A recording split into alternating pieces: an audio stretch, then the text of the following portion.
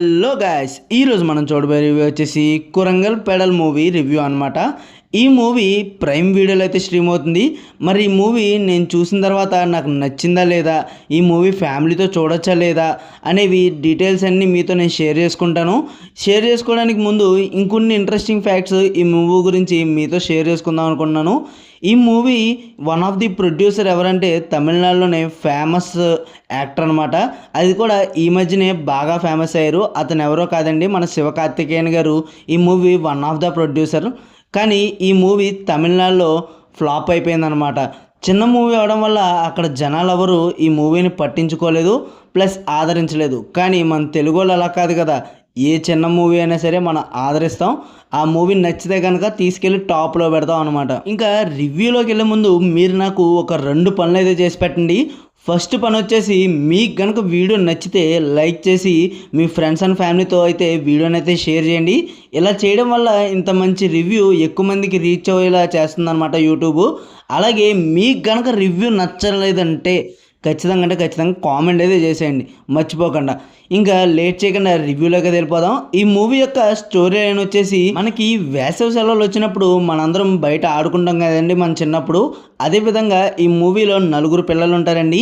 వాళ్ళకి ఇచ్చిన వేసవి సెలవులని ఎలా ఉపయోగించుకున్నారు, ఆ వేసవి సెలవుల్లో సైకిల్ నేర్చుకుందాం అనుకుని నేర్చుకున్నారా లేదా, సైకిల్ నేర్చుకోవడానికి వాళ్ళు చేసిన ప్రయత్నాలు ఏంటి, చివరికి ఏమైంది అనేదే మూవీ అనమాట.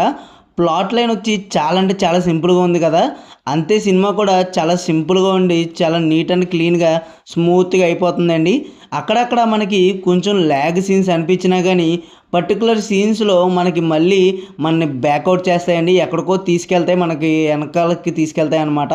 అప్పుడు ఏం చేసాం, ఇలాగే చేసాం కదా మనం కూడా అనే ఫీల్ అయితే తెప్పిస్తాయి కొన్ని సీన్స్ బోర్ కొట్టినా కానీ మధ్యలో ఆ సీన్స్ మన కాలానికి తీసుకెళ్ళడంతో మనకి ఈ మూవీ అయితే నచ్చుతుంది.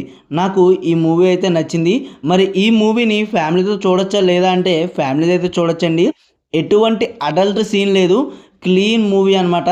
ఈ వీకెండ్ ఫ్యామిలీతో కూర్చుని హ్యాపీగా చూడొచ్చు ఈ మూవీలో నేను మీతో షేర్ చేసుకుందాం అనుకున్న మంచి సీన్స్ ఏంటంటే, క్లైమాక్స్ బాగుంటుందండి.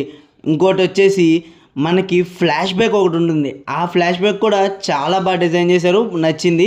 అలాగే ఈ మూవీ యొక్క సెటప్ ఎలా అయితే తీసుకున్నారో, సెటప్ అంతా అప్పటి 90s బ్యాక్డ్రాప్లో సెటప్ అంతా కూడా చూడడానికి ఒరిజినల్ లాగా అదే ఫీల్ తెప్పించినాయి అనమాట. ఆ క్యారెక్టర్స్కి ఇన్వాల్వ్ అయిపోవడం వల్ల మనకి మన క్యారెక్టర్ కూడా గుర్తొచ్చేస్తుంది, మనం అప్పట్లో ఏం చేసామని. అంత బాగుంది మూవీ అయితే. ఇంకా మైనస్ వచ్చేసి ఒకటేనండి, అక్కడక్కడ ల్యాగ్ అయితే ఉంటుంది. కానీ ల్యాగ్ ఉండకుండా ఏ మూవీ ఉంటుంది చెప్పండి, చిన్న సీన్స్ అయినా ఉంటాయి కదా. సో అవి ఇగ్నోర్ చేసేస్తే ఈ మూవీ చాలా అంటే చాలా బాగుంది. ఖచ్చితంగా ఈ వీకెండ్ మిస్ అవ్వకుండా ప్రైమ్ వీడియోలో ఈ మూవీ చూసేయండి.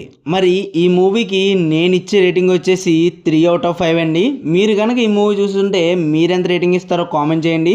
అలాగే మీకు కనుక వీడియో నచ్చితే ఖచ్చితంగా లైక్ చేసి షేర్ చేయండి మీ ఫ్యామిలీ అండ్ ఫ్రెండ్స్తో. నచ్చకపోతే కనుక ఖచ్చితంగా కామెంట్ చేయండి. ఇంకా మళ్ళీ కలుసుకుందాం నెక్స్ట్ రివ్యూతో.